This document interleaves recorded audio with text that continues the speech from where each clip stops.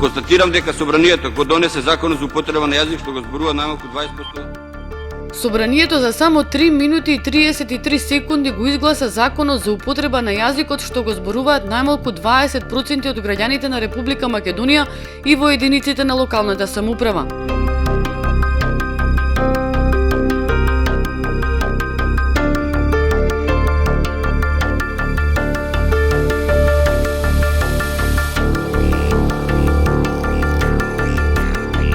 Овој закон е политички договор, иако мислам дека не значи дека е идеален закон кој што ги исполнува сите интереси или сите цели кои што многумина го бара на ниво на државата.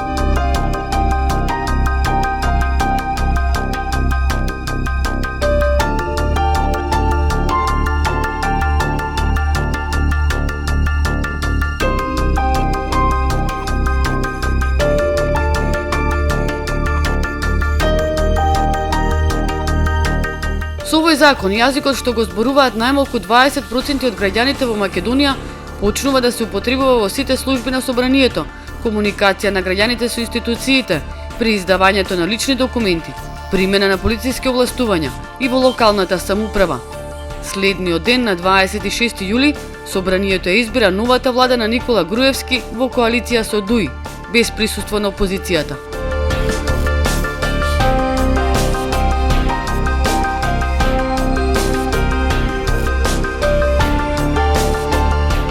Партијата на Али Ахмети бараше нови избори, за да се исправи претходната состојба во која ДПА, партијата со помал број на освоени мандати, ги представувала албанците во владата.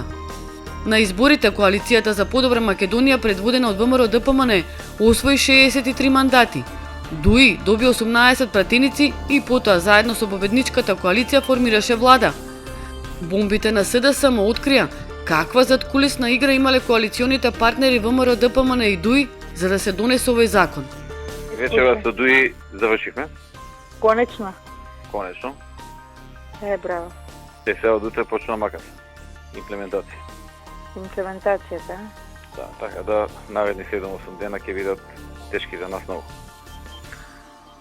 Мој избор е тоа да бидат веднаш, а не да чекаме после септември-октомври. Тоа што сме превзеле негативно, да го истуркаме сега. Веднага да биде. Веднаш и да сме на после цел мандат.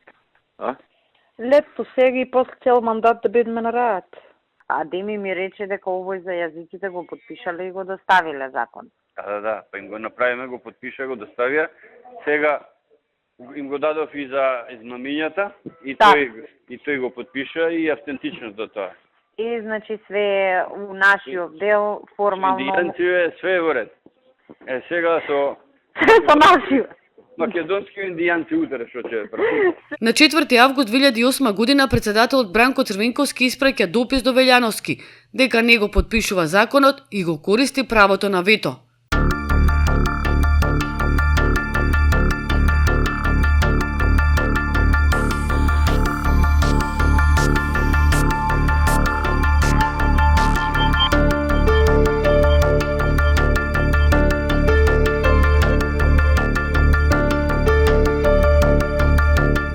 Ве молам, како председател на Собранието, кој што многу добро го знаете деловникот, да ми истолкувате кои се причините и условите за итност на оваа седница, што ве натерало да закажете и просто да не донесите дома по домашна облека од дома да дебатираме.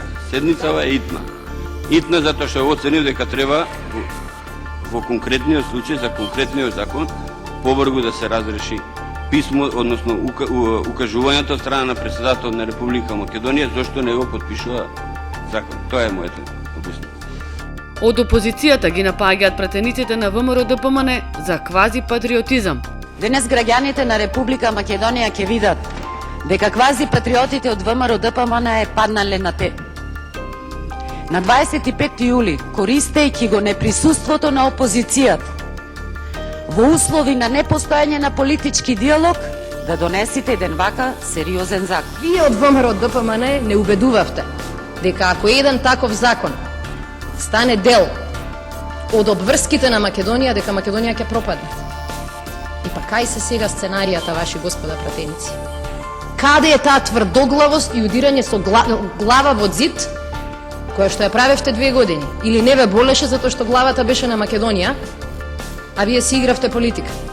Законот беше изгласан со 76 гласа за. Гласа и претениците од опозицијата.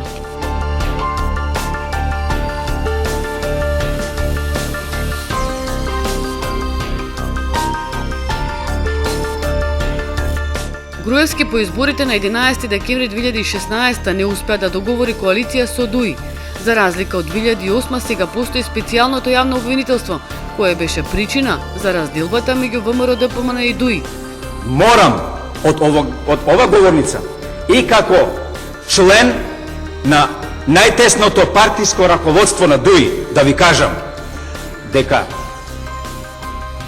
нека знае и цела јавност, и ако го знае, проблемот не беше законот за јазикот.